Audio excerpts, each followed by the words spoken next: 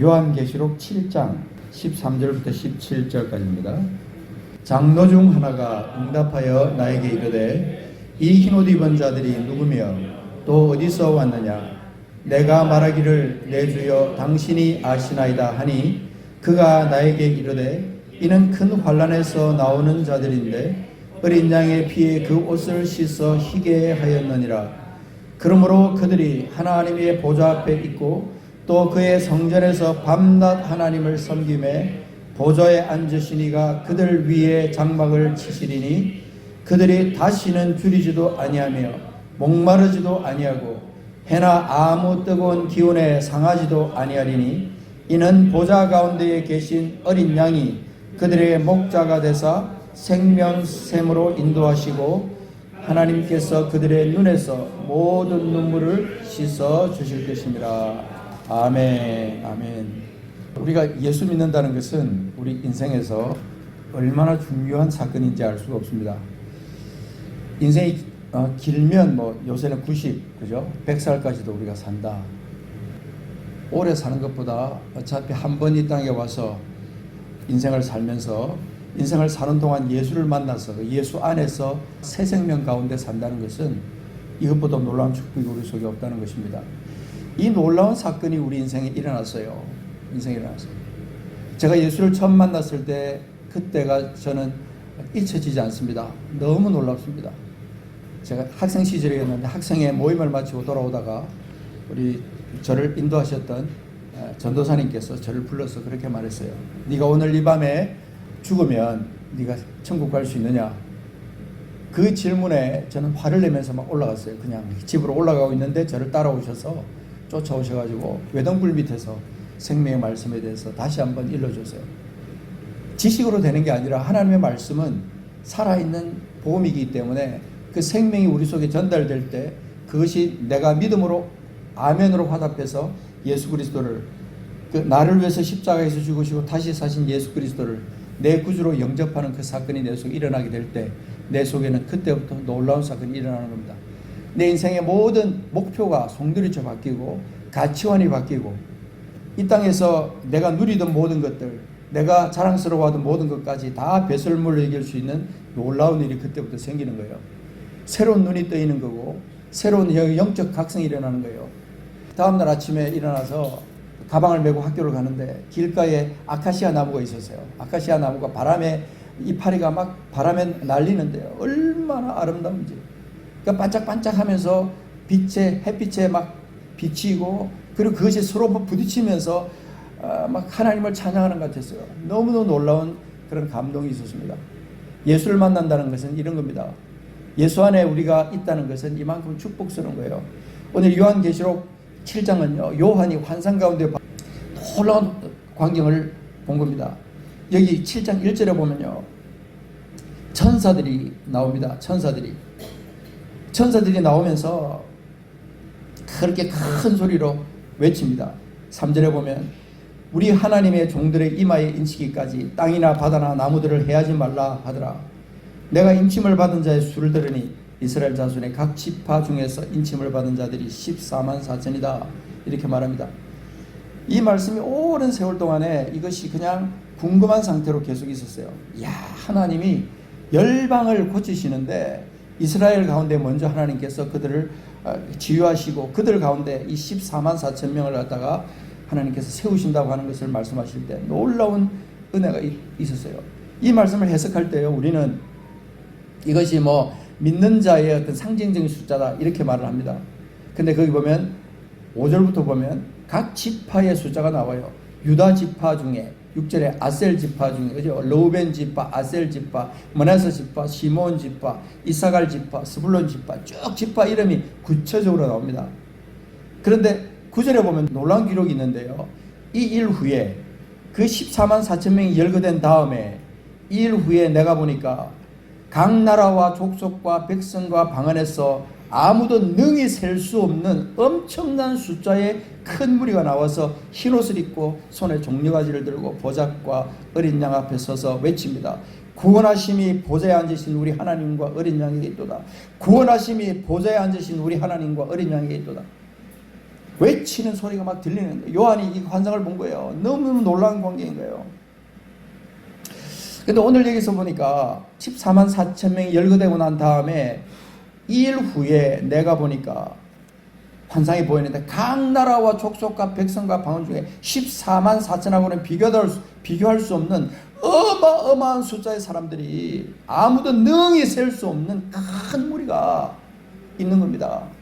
그들이 나와서 외치는 겁니다. 구원하심이 보좌에 앉으신 우리 하나님과 어린 양에게 있도다. 그 어마어마한 그 소리를 듣고 요한이 깜짝 놀랐어요.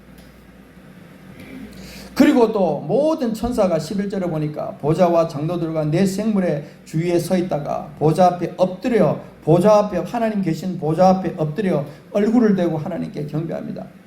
아멘. 찬송과 영광과 지혜와 감사와 존귀와 권능과 힘이 우리 하나님께 세세토록 있을지어다. 아멘. 이 선포는요, 위대한 선포예요. 우리 하나님이 천지를 지으시고 우리 인류 가운데 하나님의 목적을 두시고 하나님께서 역사를 진행해 오셨는데, 그 마귀에게 우리가 속아서 넘어가서 하나님을 반역하고 죄에 빠져 있다가 예수 그리스도께서 오신 다음에 그 모든 것이 다 풀려났잖아요. 모든 죄 사슬에서 다 풀려나고 우리 사망의 음침한 골짜기에 있던 우리들을 끌어내서 하나님 나라의 백성으로 삼아주셨다. 아멘. 찬송과 영광과 지혜와 감사와 존귀와 권능. 여기 나오는 단어를 보십시오. 찬송, 영광, 지혜, 감사, 존귀, 권능, 힘.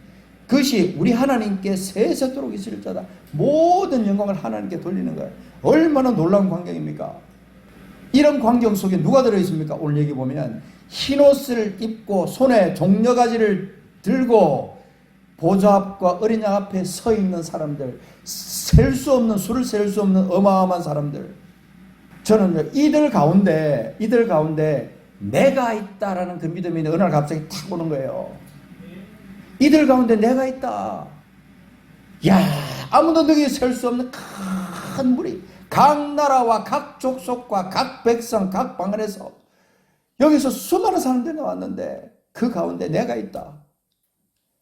내가 예수 그리스도로 말미암아 구원받고 하나님의 자녀가 되고 하나님 앞에 이렇게 영광스러운 찬송을 올릴 수 있는 그 존재가 바로 나다라고 하는 그 영적 감흥이 내 속에 올 때 얼마나 감기에 쏟아지는지 알 수가 없어요.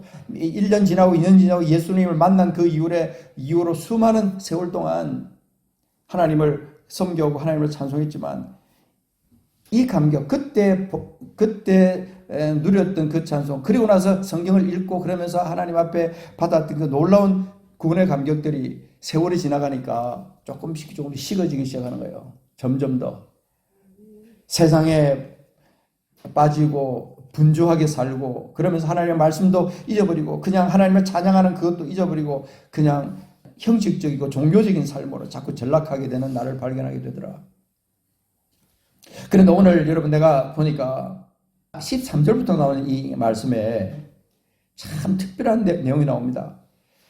거기 보면 장로 중 하나가 요한에게 질문합니다. 이 흰옷 입은 자들이 누구며 또 어디서 왔느냐? 그렇게 질문. 흰옷 입은 자들이 누구냐? 이 수많은, 이 엄청난 이 수를 셀 수 없는 이 흰옷 입은 자들, 종려가지를 들고 그렇게 서 있는 저 사람들은 누구냐? 그때 14절부터 딱 보십시오. 그들이 누군지 잘 보시면요. 내 주여 당신이 아시나이다. 내가 말하기를 내 주여 당신이 아시나이다. 그가 나에게 이르되 이는 큰 환난에서 나오는 자들인데 우리 주님이 말씀하시는 거예요. 큰 환난에서 나오는 자들인데 어린 양의 피에 그 옷을 씻어 희게 했다. 큰 환난에서 나오는 자들인데 환난이 만약에 빠져버리고요. 그냥 어린 양의 피에 그 옷을 씻어 희게 한 사람들이다라고 했으면 별로 되게 감동이 없었을 거예요. 그런데 이 요한계시록 말씀을 읽다가 제가 주님 앞에 꼬꾸려져서 하나님께 감사할 수밖에 없었던 것은 큰 환난에서 나오는 자들이며 그 사람들이 어떤 사람이냐면 어린 양의 피에 그 옷을 씻어 희게 한 사람들이다 라고 하는 겁니다. 큰 환난을 통과한 사람들이다 하는 거예요. 예수를 믿는 순간부터 우리 삶이 화평합니까? 행복합니까? 복을 받아서 그냥 마냥 기쁘기만 합니까? 그렇지 않습니다. 이 땅을 살아가는데 우리가 육신을 입고 있기 때문에 환난 당하고 어려움 많이 겪죠. 아프기도 하고 그죠? 그것을 오늘 여기 16절 보십시오.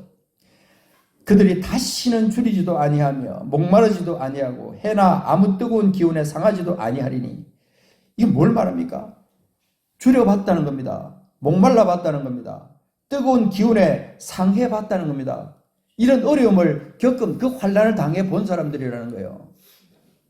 여러분, 우리는 예수 믿기 때문에 핍박당한다. 그러면서 우리는 정말 예수 믿기 때문에 당하는 핍박 제대로 당해본 적이 없어요. 저도 그랬고 여러분도 아마 그랬을 거라고 생각합니다.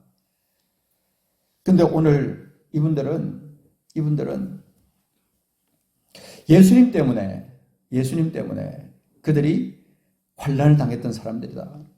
예수님 때문에. 어린 양을 따라가면서 당하는 그 엄청난 고난들을 이 사람들은 감사하면서 기뻐하면서 그렇게 그 고난을 통과한 사람들이라는 거죠. 흰옷을 입고 손에 종려가지를 들고 보좌 앞과 어린 양 앞에 서 있는 사람들, 큰 소리를 그들이 외치는 그 승리의 선포는요, 엄청난 산을 움직이고 바다를 움직이는 그런 엄청난 그런 포효 같은 그런 외침이었다고 생각합니다. 요한이 깜짝 놀랐겠죠. 다시는 줄이지도 않고 목마르지도 않고 해나 아무 뜨거운 기운에 상하지도 아니하리니. 그것이 뭐냐면요, 17절에 고백과도 같은 말씀이에요. 보좌 가운데 계신 어린 양이 그들의 목자가 되사 생명수 샘으로 그들을 인도하시고 하나님께서 그들의 눈에서 모든 눈물을 씻어 주실 것이다.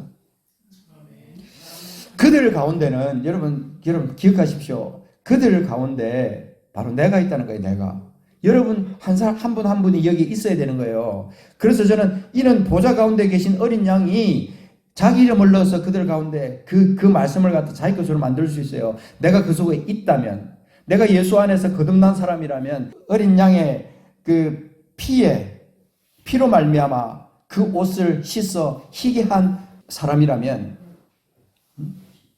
어린 양의 피에 그 옷을 씻어서 희게 한 사람이라면 그들 가운데 내가 들어있다는 겁니다. 그래서 이는 보좌 가운데 계신 어린 양이 순교의 목자가 되사 생명수 샘으로 인도하시고 하나님께서 순교의 눈에서 모든 눈물을 씻어 주실 것이다.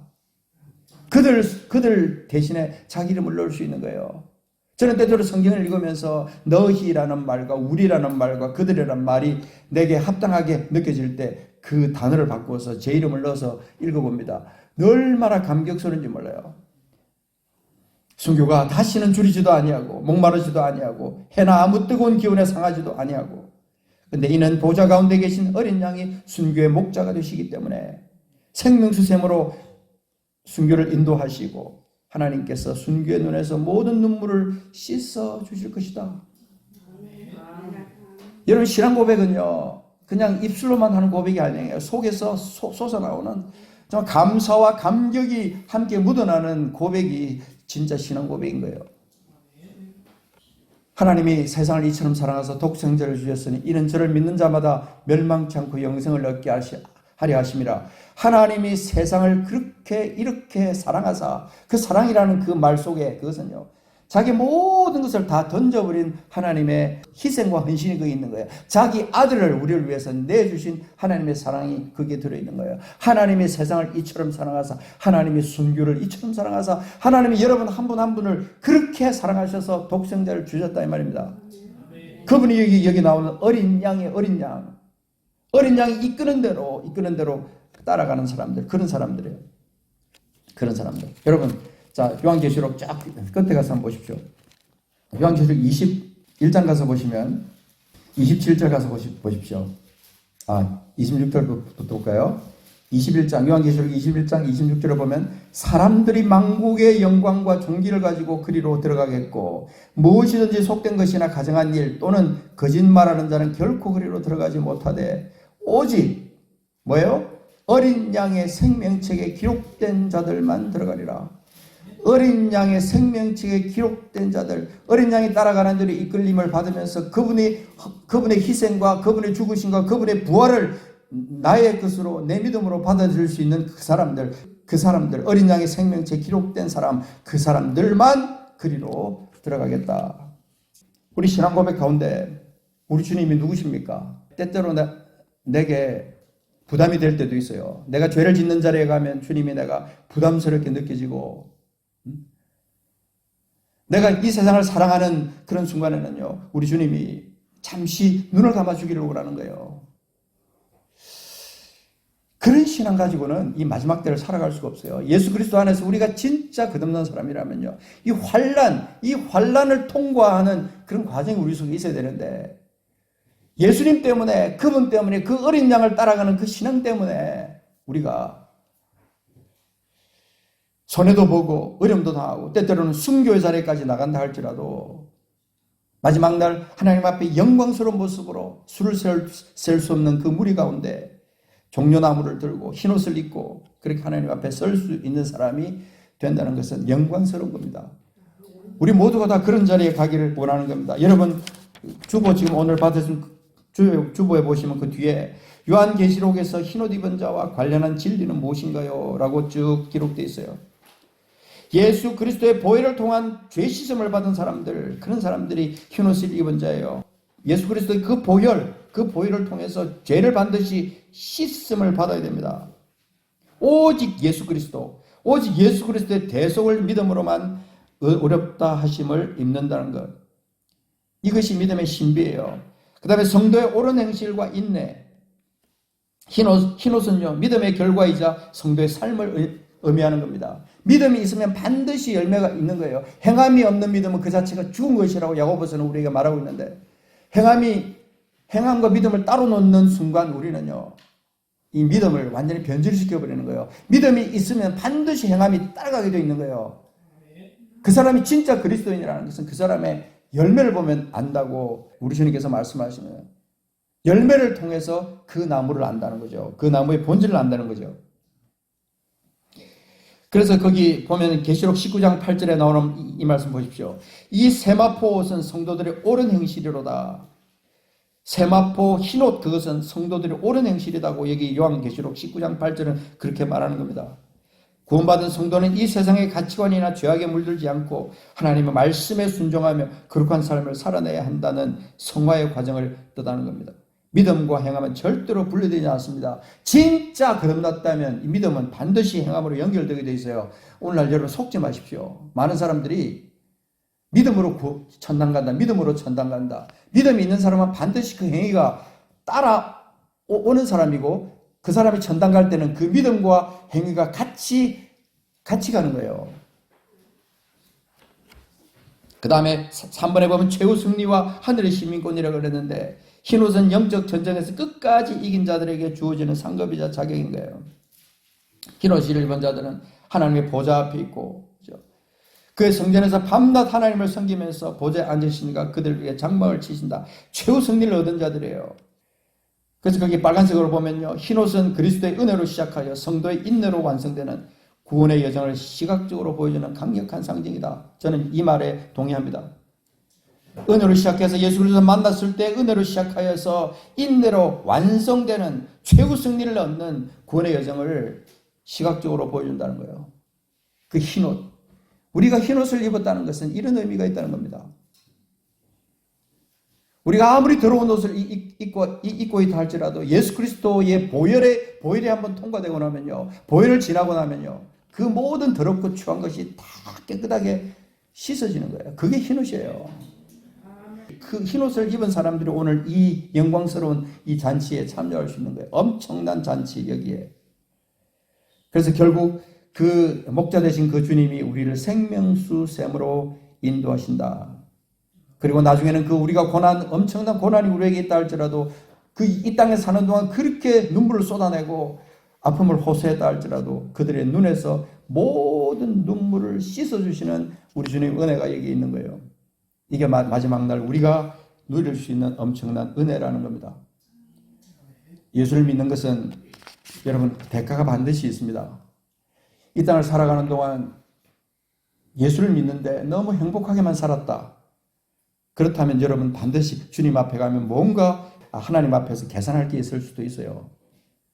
네가 진짜 거듭났냐? 정말 하나님 앞에 온전한 구원을 네가 받았느냐? 그렇다면요, 이 요한계시록 7장에 있는 이 말씀, 요한계시록 20장, 그 19장, 20장, 21장, 22장 거기 나오는 엄청난 영광스러운 모습들을 여러분의 신앙으로 받아들이실 수 있어야 됩니다.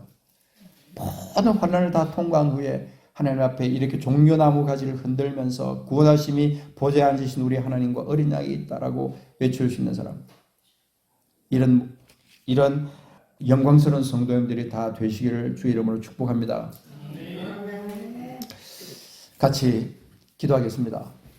이 시간 여러분 기도할 때 예수로 나의 구주 삼고 성령과 피로서 거듭나니 이 세상에서 내 영혼이 하늘의 영광을 누리도다.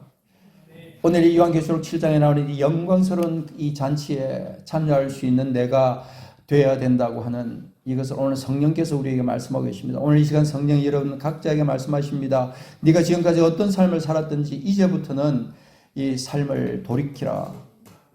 어린 양을 따르는 자로서 흰옷을 입은 자들로 손에 종려가지를 들고 마지막 날 그 잔치의 영광스러운 자리에 주님과 함께 장로들과 함께 그렇게 영광스러운 하나님의 사람들 14만 4천과 함께 그렇게 하나님께 영광 돌리는 그런 사람들이 되기를 우리 주님 성령께서 오늘 이 시간 소원하고 계시고 여러분에게 감동을 주고 계시는 겁니다. 이 시간 우리 합심해서 한번 하나님 앞에 기도하겠습니다. 오늘 말씀을 생각하면서 아버지여, 오늘 시간 내 마음속에 하나님께서 흰옷을 입은 자 같은 그런 아버지 모습을 내가 아버지 하도록 살아갈 수 있도록 인도해 주시고, 살아계신 성령의 역사 가운데 하나님 말씀의 권능이 내 속에 있게 하시고, 예수 보혈의 권능을 믿는 그 신앙, 아버지 흰옷을 입고 내 모든 더러운 옷을 다 씻고 세마포옷을 입고 혼인잔치에 참여할 수 있는 우리가 될 수 있도록 도와주시옵소서.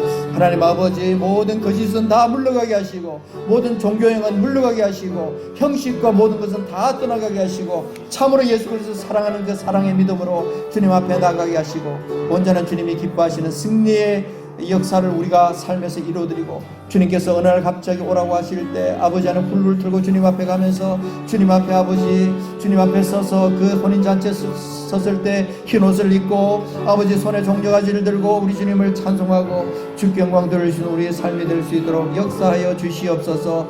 주여 함께